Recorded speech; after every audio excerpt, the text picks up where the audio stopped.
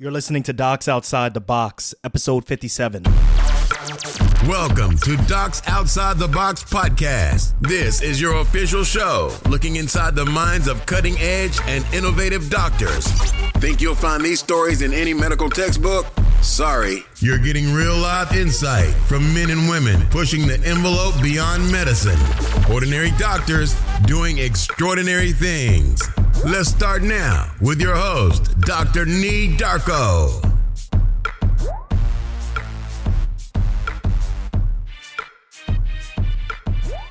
This episode is brought to you by Set for Life Insurance. Protect yourself against life setbacks with Set for Life Insurance. Set for Life Insurance gets you disability and life insurance at a reduced cost with their exclusive discounts. Now that's why I use them. Visit www.setforlifeinsurance.com and tell them Dr. Darko sent you. Everybody, what's good? Welcome back to episode 57 of Docs Outside the Box. I am the Doc Outside the Box, Dr. Darko. Look, before we get into the next episode, please, I want you to go back, take a listen to episode 56 with Dr. Rob Gore. Dr. Rob Gore is the executive director, the founder of the Kings Against Violence Initiative. It is a youth violence prevention in the heart of Brooklyn, and he's doing some very important work down there. He is a heavy hitter, someone who has received accolades from CNN. He was just named a CNN hero. He's been doing TED Talks. He's been featured on the History Channel. If you go to the show notes section of his episode 56, you'll see some embedded videos from YouTube there. You can go and check him out. But like I said, he is making a huge impact in his own community, and it really was inspiring to hear him share his blueprint, and what I say is the blueprint to have a large impact in your community, especially when you don't have resources or any funding at all. So it's definitely a must listen.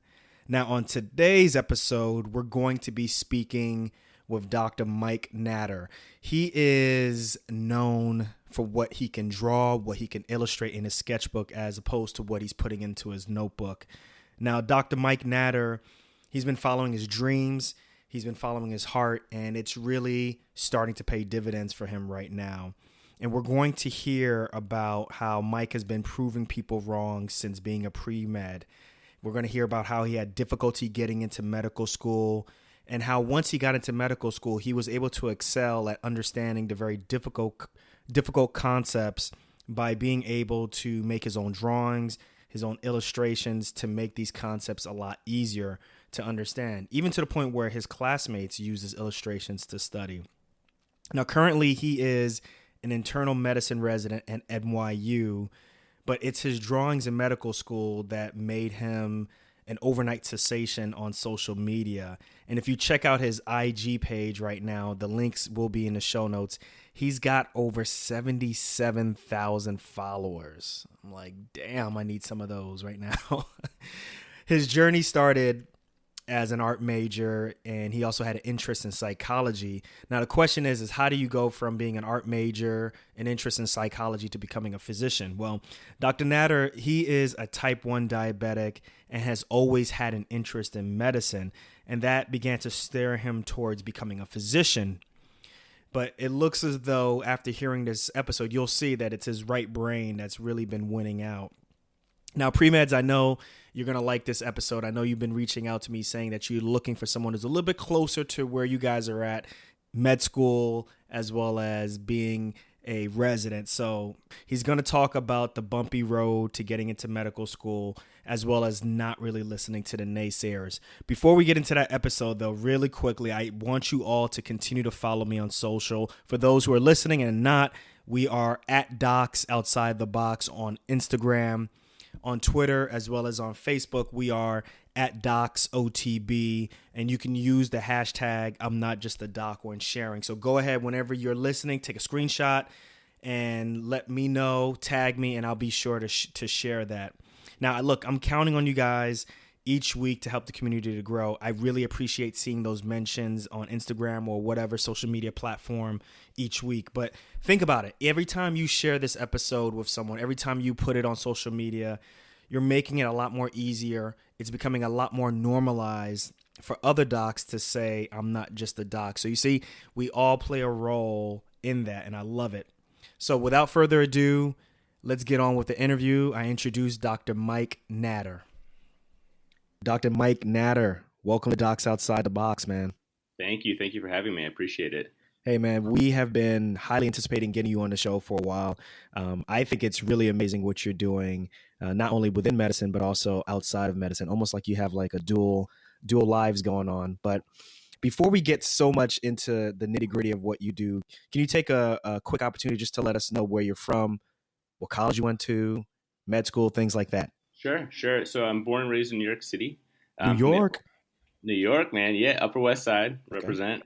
I actually started my academic career as an artist. So I went to a place called Skidmore College where I studied studio art, and then kind of found neuroscience while I was doing studio art there. Wait. How did you do? Wait, you can't just take that leap. How did you do that? Well, all right. So the story with that is actually interesting. So I really didn't know what to major in, and I always had a passion for art, and I found myself taking all the art classes. And in the art classes, these students around me were phenomenal. So I felt like, if anything, I was bottom of the class.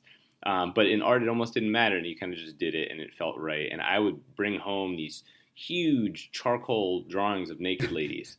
And my parents, who were always so supportive of my artistic bend, were a little bit concerned in that they were funding my college tuition. And they said, honey, this is a lot of money to draw naked ladies. Let's see if there's anything else in addition that you'd be interested in studying. So, I thought that was reasonable, and I didn't really know what to do. So I took a bunch of psych classes, and I found that I really was not interested in psych until we had a lecture on the brain, and that's when everything kind of clicked. I was like amazed by the brain. So I actually ended up, my major was actually a neuropsychology major, because at that time I was so timid with the hard sciences and so kind of conditioned to think that I was not really good at art, at science and math, and I was not really smart, to be honest. So I didn't want to take calculus. I didn't want to take organic chemistry. I didn't think I could. And in doing neuropsychology, I could take all the upper level neuroscience classes and skip all those basic classes. And so that's kind of how I ended up basically doing the neuropsychology as well as studio art. Now, Mike, where did those thoughts come from? Because you mentioned not feeling confident to take the prerequisites. Did that come from your own thoughts, or were you told this at a younger age that you just didn't have the skills to take these type of classes? Yeah, so it was a little bit of both. It was more from an external kind of negativity, to be honest. So I my whole life growing up, there's no medicine in my family. My whole life growing up, my natural inclination was always more toward the arts and the humanities. I kind of would excel at drawing and writing and reading, but I was like really just bad at math and science. And my teachers would tell me, in a nice way, like, this is not your thing. You're just not a math person, Right? Like as a grammar school kid, I'm like, sure, yeah, I agree, and then I would take the remedial classes, and I would be in like the different track in the math classes, and I would get very mediocre grades in science, and it never really mattered. It never bummed me out. It never kind of upset me. I just kind of accepted it, and my parents were also very much accepting. They said, it's okay. You're just not a math person. So I was always actually very interested in medicine for many reasons, but mainly because I'm a type 1 diabetic and I was diagnosed in childhood. And so that kind of spawned this interest and this kind of romance with medicine. But I just never kind of thought that I could be a doctor. I thought it was kind of out of the question. Now, how did you, okay, so then let's jump back into Skidmore, where you're doing what, neuropsych? Neuropsych and art, yeah. Neuropsych and art. You graduate. When did you decide that you wanted to be a physician? Now, was this during Skidmore or is this afterwards? So I'll be honest with you. Dr. Darko, I kind of think I always wanted to be a doctor. I just never thought I could. It was kind of like when you're growing up as a kid and you would, you thought about like an astronaut, and it's like, wow, like this sense of awe will wash over you and you'll think, wow, what an amazing thing. I would love to do that. But you kind of know that you never will. And I kind of felt like that's what, being a doctor was to me. So when I started taking these neuroscience classes and started to actually excel in them, and I was doing quite well academically, which for the first time in my life I was doing well in science classes that were relatively complicated. It wasn't until then I kind of gained this academic confidence in myself, and I realized that maybe I'm not so dumb, and maybe what people said initially isn't necessarily all that true. That's something that is that's a story that I can relate to. I struggled myself in college with the specific sciences for the prerequisites, right? So I struggled with biochemistry. I struggled with organic chemistry. It wasn't until I got into medical school and started understanding the way how science applies to actual the human body that it really made sense. It's almost like what you're saying. Once you developed a passion for it, became so much easier for you, right? Exactly, and I think that's part of the downfall of the whole system, where we're learning these very very abstract sciences that are very kind of peripherally related, if at all, to medicine in many ways. And I think for me, because I was interested in medicine, I couldn't, like what you were saying, like really attach that same passion and connection to learning about atoms and learning about organic molecules and all these things. I love that point. I love that point. I think there's going to be a lot of pre-meds who are listening like, what? He gets me. Dr. Nat is my spirit. Is my, what did they say? My spirit animal or something? Spirit animal, yeah. Hashtag spirit animal. Yeah. So so I kind of always had that passion to go to medicine, but I never thought I could. And then pretty much my end of my junior year, I said, I'm about to graduate soon. I want to try this. I want to be a doctor. I have the confidence now. And I had this kind of epiphany. It was kind of like, the clouds parted and the sun shone down. I said, I'm going to do this. And I finally had this kind of confidence. So right after undergrad, I went into a post-bac pre-medical program back home in New York City at Columbia. And there are some pre-meds who, well, actually, no, let me tell you a story real quick. So, because the reason I want you to describe this is because I didn't know what post-bac was until I got into medical school. So I applied to medical school twice. One of the medical schools that I applied to the first time rejected me and gave me an application for post-bac. I was like, what is this? I don't know what post-bac was. I threw that application away and spent the next 2 years struggling to try to figure out what I was going to do. And I eventually got in. And it wasn't until I got in and I met all these different, first years who were like, yeah, I did a post-bac X. I did post-bac Y. I'm like, wait, what? And I just go back to that memory of me throwing things away. So please, Dr. Natter, take an opportunity. Can you tell pre-meds what post-bac is? Absolutely, yeah. I was unaware of it myself until I started kind of looking into how I could apply to medical school, not having taken any of the prerequisites. There actually are a handful of medical schools that will accept you through like this humanities program, but they're very far and few between. I actually think Mount Sinai might be one of them in New York. But basically, if you're someone like myself who has literally taken great steps to step around all the prerequisites for medical school, and haven't taken them, or maybe you were in a career and you realized that you wanted to change paths and become a doctor and you hadn't taken any of the prereqs, they're basically these 1 to 2 year programs where you are just essentially taking just those classes, and they're structured differently at different institutions. For Columbia's, they basically just kind of melded you into the undergrad. And there was this kind of great divide between the post-bacs who were, the salt and peppered kids with the beards sitting in the front row. All the classes they took were only the prereqs. And then there's all these young, 18-year-old kids who hated us because they had a full course load plus what we were taking. And, we would kill the curve usually. So it was interesting. But it was just those classes. Some would offer you some, guidance or MCAT prep or some help with your application. And others were really just kind of more free-flowing. I have a lot of friends who just kind of piecemeal took the classes that they needed to and didn't do a formal post-bac. But I also have friends who did pre-med and undergrad but wanted to bolster their grades. So there's different kind of reasons to go into a post-bac. So then from there then, once you finished your post-bac, you decided to, when did you apply to medical school? So I struggled. I think you and I relate on many levels. I struggled to get into medical school. Mm-hmm. And I recall the transition from Skidmore, which had, the class sizes were like 15 kids and the professor knew your name and you would get beers with them after class kind of thing, to going into these large auditoriums with hundreds of students. The professor had no idea who you were. There was very little interaction.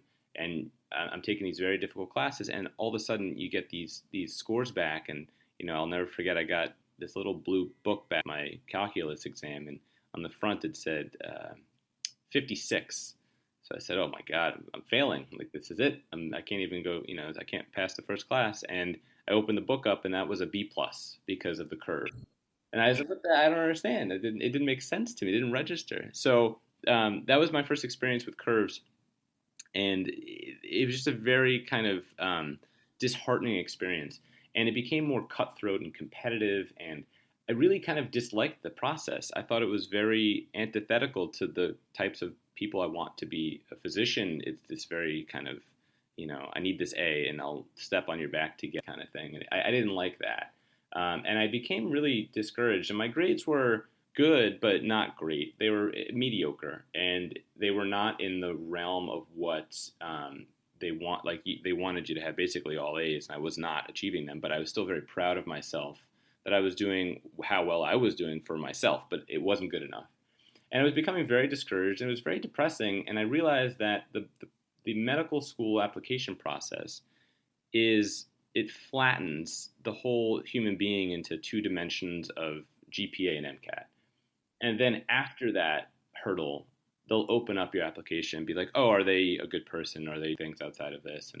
And I became very discouraged, and I became very kind of depressed during that process. And I said to myself, I'll never forget, I said to myself, whatever happens in this process, if I end up getting into medical school, I will do so on my terms, and I will not lose who I am, and I will not turn into some of these kids who, would cheat or whatever they would do to get in. Because to me, the whole purpose was I was going into medicine to help people and to do things my way, and I didn't want to fall into that kind of chasm of people that were doing it just to hang that degree on the wall and just to have that GPA and that kind of stuff. It sounds like you stuck to that motto so far. You haven't changed a bit. Well, thank you. I appreciate that. Now, tell us about the interview process, because I heard that you interviewed at one medical school. This is the medical school that accepted you, but it was very unique. It was very different. Can you describe that? Talk about that. Yeah, absolutely. So I applied to about 30 schools, and I was working up at Columbia Presbyterian as a medical technician at the time, and I will never forget. It's a small world. When I was a kid, that's where I used to get my shots. Is that right? Oh yeah. Oh wow. Are you from? Yeah, I grew up in Queens, but I grew up. A small portion of my life was in Fort Washington, New York. Mm-hmm. Right around Fort Washington Ave, and then from there we moved to Queens, and then from there we moved to New Jersey. So very, very small world. Now I'm a lot older than you, but now take us through the medical school interview process, particularly your interview at Jefferson Medical School. Something happened that was really unique. Sure. Yeah. So, kind of as we spoke about, I did relatively mediocre in my back. My MCATs also did not go terribly well. I did okay, but I was not at the kind of like the cutoffs that the post-bac program would have preferred in terms of when you apply. So I applied broadly. And I was collecting rejection after rejection after rejection, and I was getting extremely depressed, but also just kind of annoyed that I felt as though as soon as I clicked submit, it would turn around with a rejection, as though they were waiting for my money for the associated fee for the application fee, and not actually reading like why I want to be a doctor and why I'm going to be good at being a doctor. So it was quite depressing. But what Columbia's postbac did was they had these like med school fairs, and they would invite the deans of admissions from a handful of local schools to come by. So my buddy, who actually was working with me at Columbia Presbyterian, who was also in his gap year, he's like, "Come on, throw on a tie, we're gonna go." And I said, forget all this. This is such BS. They don't look at you. And he's like, "All right, enough, let's go." And he kind of convinced me to go. So I pretty much went up to every table that I still had active applications at, and I shook the hands of the admissions officers, and I said, "Listen, med school X is my first choice, and I'd love to be here." And, some of them had the gall to just ask me at that point, "Oh, well, what's your MCAT and what's your GPA?" And it just boiled down to that time and time again. And when I would tell them, some of them even told me to my face, "There's no way you're going to get in. Try retaking classes or retaking your MCAT and try again next year." So I was annoyed, and I was about to leave, and the Jefferson's table was right by the exit. I was about to leave, and I said, "Oh, Jefferson, I've heard good things. Let me talk to them. And Dr. Brooks, who at the time was the admissions dean, was so different. She stood up, she came around the table, she shook my hand, she looked me in the eye, she asked me, what my name was. And immediately, I felt like there was a warmth that was very different. It was a palpable warmth.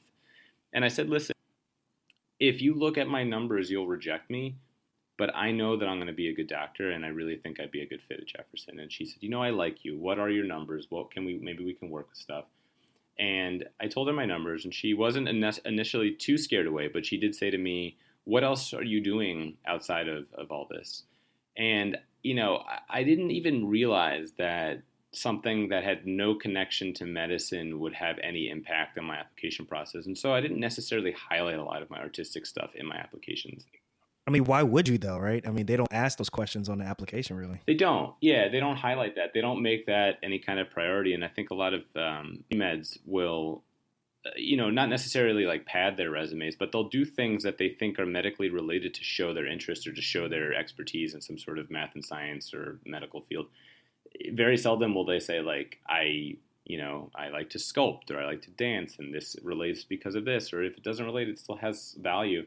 So I at the time, this is like very nerdy of me. I grew up reading comic books, and I had always wanted to make my own comic book about a diabetic superhero named Captain Langerhans.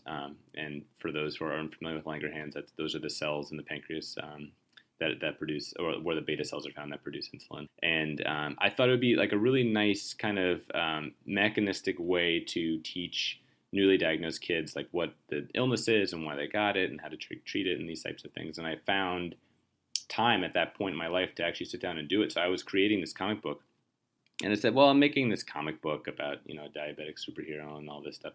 And she really latched onto that, and she loved it. And she thought that was really kind of like the caliber of student she wanted at Jefferson, being a little bit, more creative and forward thinking. So she said, listen, here's my card, like, let's keep talking. And basically she was able to take my file from the rejection pile and get me an interview. And I was not granted an interview at any other MD school of the 30 that I applied to.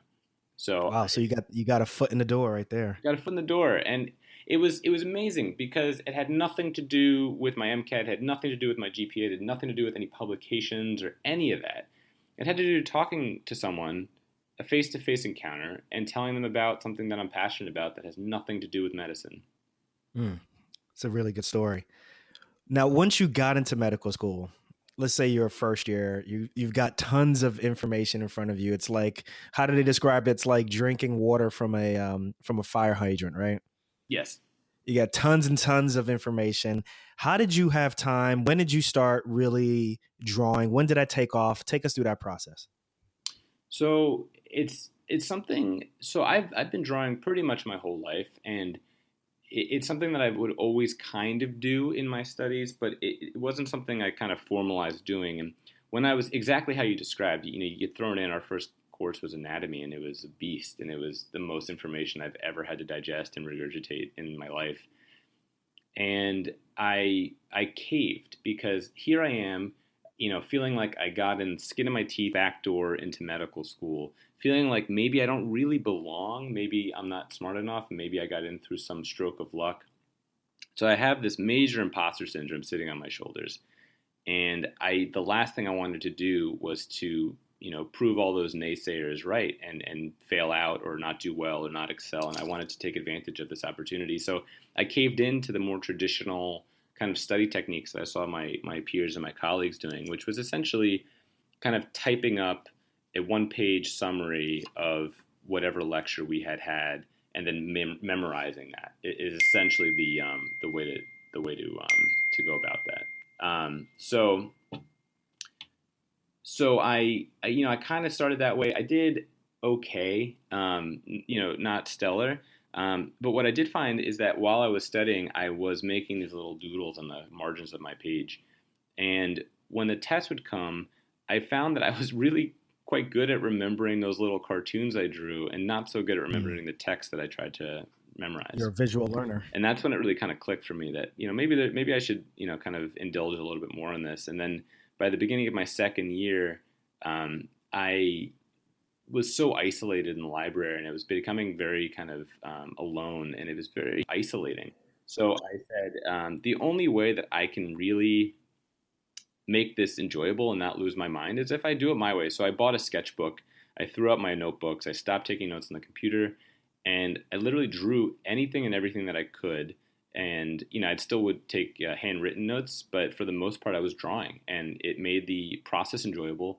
But to my surprise, I think to my peers' surprise, I actually did really well, and it helped me excel in medical school, and I did it in a really fun way. So what did your peers say? Like, they had to have been chuckling at first. I would get stopped, and this would always kind of irk me a little bit. Like, I would get stopped in the library, and a friend of mine would be like, you see you're drawing over there. Like, when are you gonna study? And I'm like, I am studying. This is how I study. And they would kind of see that as like I would be procrastinating, or they were like, oh, like, good luck, But then what would end up happening was I would the illustrations that I thought were actually really kind of clever and helpful, I would post them onto my Facebook, which is the only social media platform I had at the time. And my friends, after some of the exams, would come up to me and say, your cartoon got me a couple points. Like, I got questions right from it. And real quick, because you're really understating your cartoons and your drawing, because your drawings, I was looking at them, they're like almost like Natter caliber type things. You know what I'm saying? Like, this is really good stuff, and they're very interesting. Thank you. I appreciate that a lot. Having the Natter comparison is like truly the highest compliment that someone can pay. I mean, you're Natter, and then he's Natter. It's uncanny. It is uncanny. And I'm pretty sure he's from the Upper West Side too. I think he's from New York. He was a smoker, though. I hope you don't smoke, though. No. Yeah. He was a cigar guy. Not for me.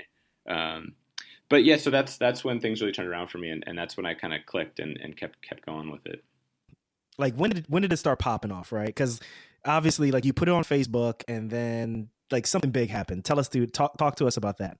Yeah, so I I'm a little bit older since I did the post-bac, and I worked a couple years in between my gap years. So I feel like I wasn't really in that Instagram, Twitter generation as much as some of my peers were.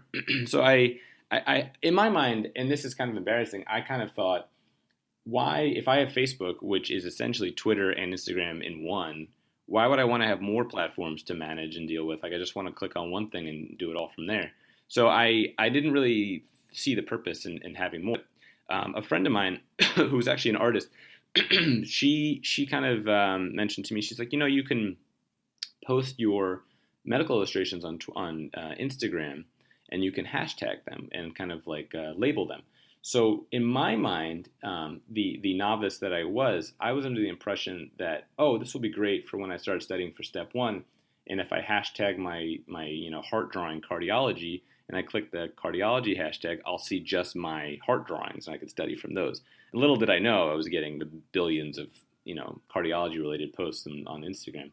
But that's when it kind of started. So I started posting. And, I had a handful of followers, maybe 100 or 200 or whatever it was. But I was doing it more kind of selfishly to categorize my illustrations for my own study purposes. And it wasn't until I got an email from BuzzFeed. They were doing this writer who she had gone to my high school. She was a couple years below me. And she said that she saw some of my work online on Facebook, and she said, I'm doing this piece on people who doodle in class. Can I use some of your doodles? I was like, yeah, sure. I didn't really think much of it. Some weeks passed by. I don't hear. Kind of forgot about it. And then she comes back and she says, I think I might want to just do a piece on you. I think your story is really interesting. And I was like, what do you mean, like my story on me? So she made this just really sweet. Really flattering kind of expose on like my journey to medical school and like my illustrations through medical school. And at the very bottom, she threw my handle in there. And I went from a handful of followers to an astonishing like 10,000 literally overnight. And it was crazy. So you literally became like a superstar overnight. I wouldn't call it a superstar. I think I became, I had a lot more eyeballs looking at my illustrations overnight. How did I feel? It was flattering. It was really flattering because what was coming out of it was, here I am, the art kid who feels like he doesn't belong and feels like I'm just kind of skating by and feeling I'm this big imposter. And here I am having this kind of outpouring of support and people really appreciating my work. But more than that, I'm having people who were very much in my shoes in the post-bac or in pre-med reaching out to me and saying, like, I keep getting rejected and like your story is so uplifting and I really appreciate it. There's so many people that struggle to get into medical school and many who just don't. And I think it's not really spoken about. It's not really, advertised. And I think also on social media, oftentimes we see these like idealized versions of what people want to see, and it's very kind of fake. And I think I very much air my shortcomings, and I wear my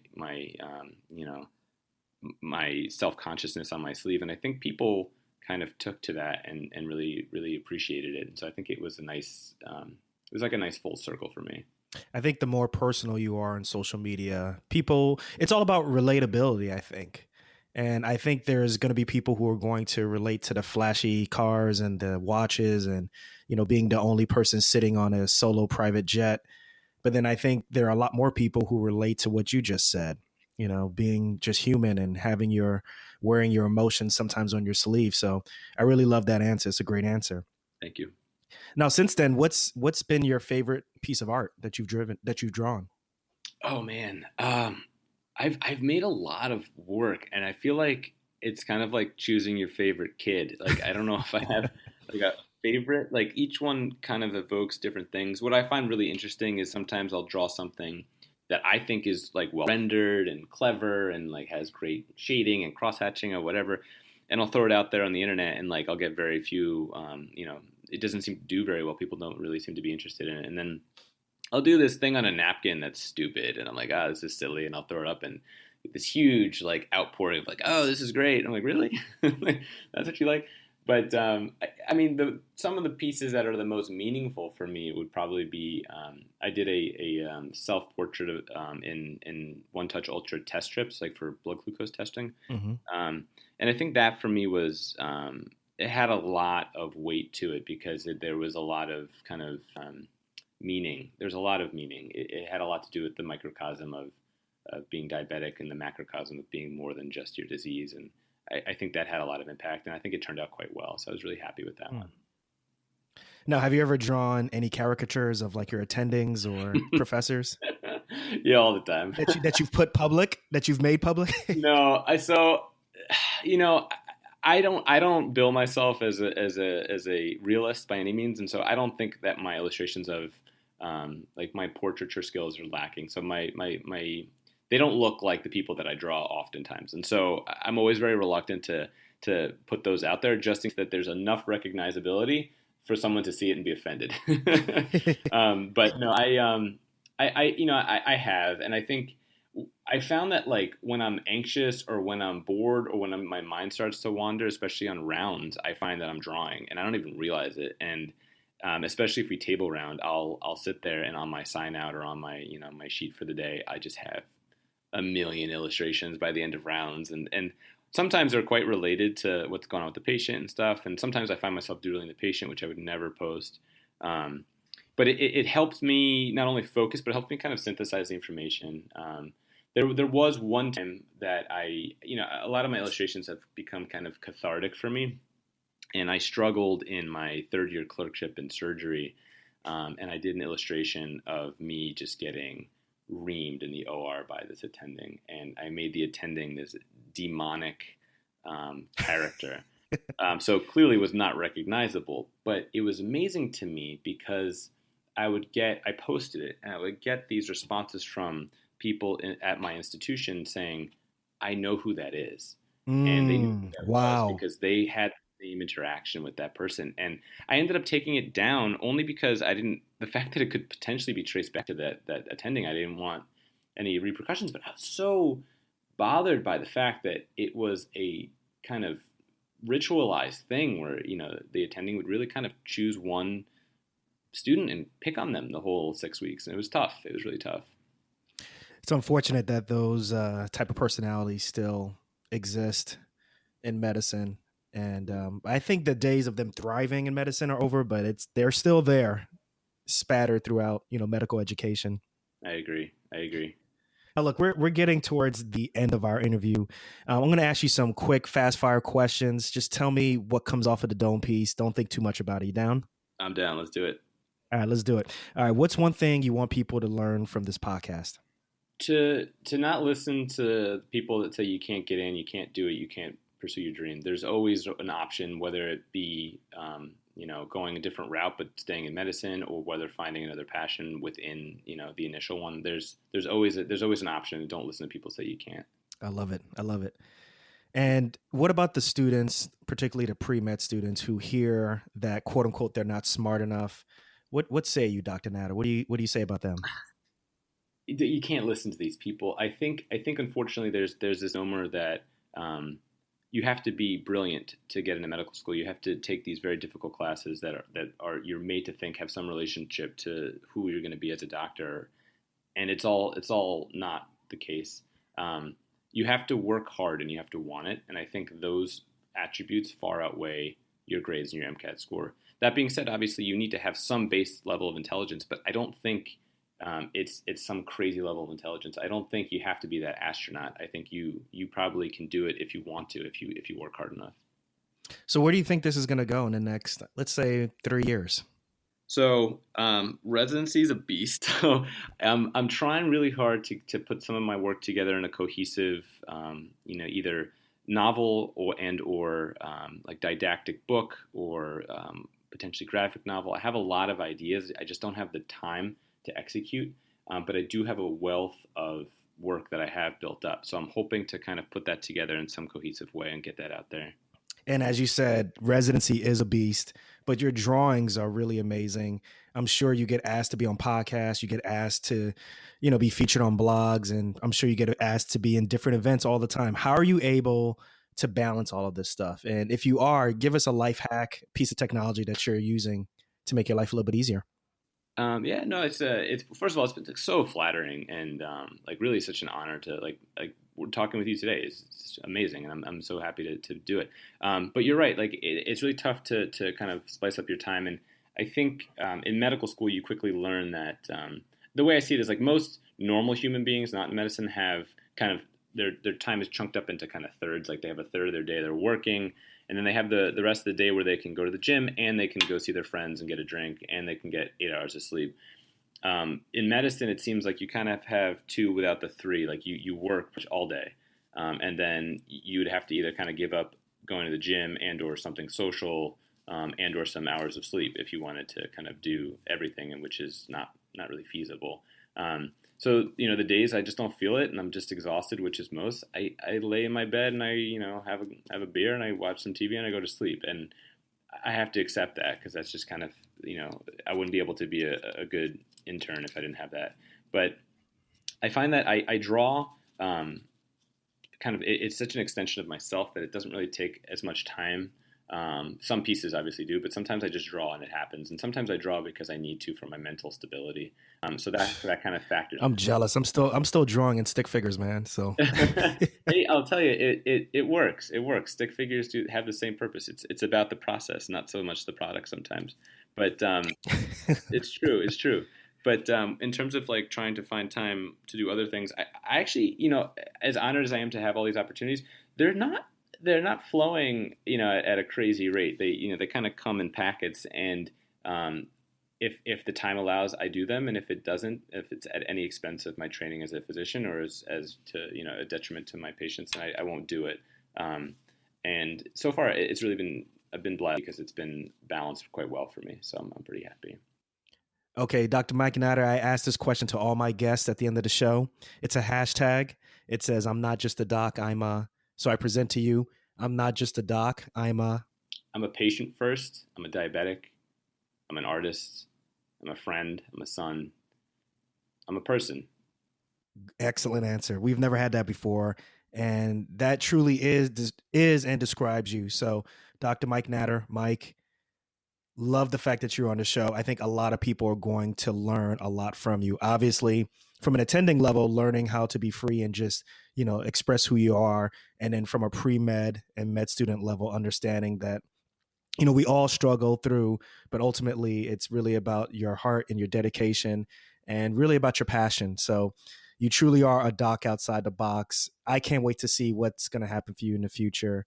And listen, man, we got to have you on the show in like maybe a year or so and just see how far things are going with you. Let's do it, man. Yeah, thank you so much. I really appreciate it. It's such an honor, and I love chatting with you. And it sounds like we have a lot in common too. We should catch up more frequently. When I'm in New York, man, I might have to hit you up, man. Hit me up. Let's do it. You play some ball? Yeah, I do. But if you ask my wife, she calls me Kobe Bryant. So hey, don't laugh too hard, man. Don't laugh too hard.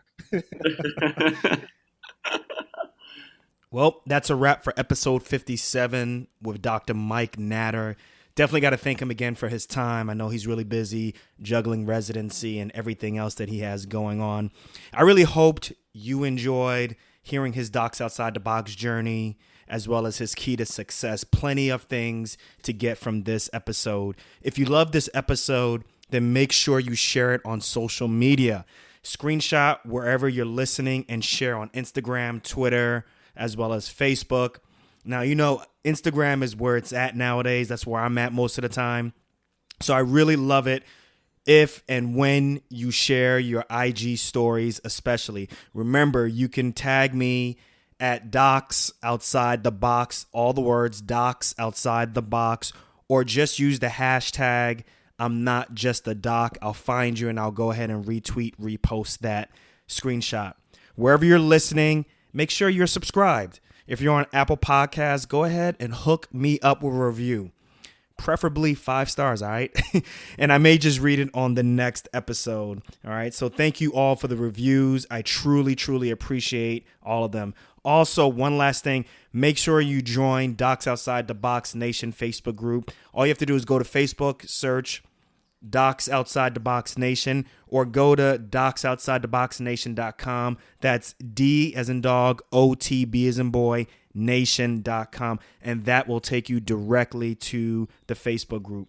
Look, we'll chat again in episode 58. I'm going to catch you then. But just remember one thing. We only got one life. Let's make it count and live outside the box. Peace.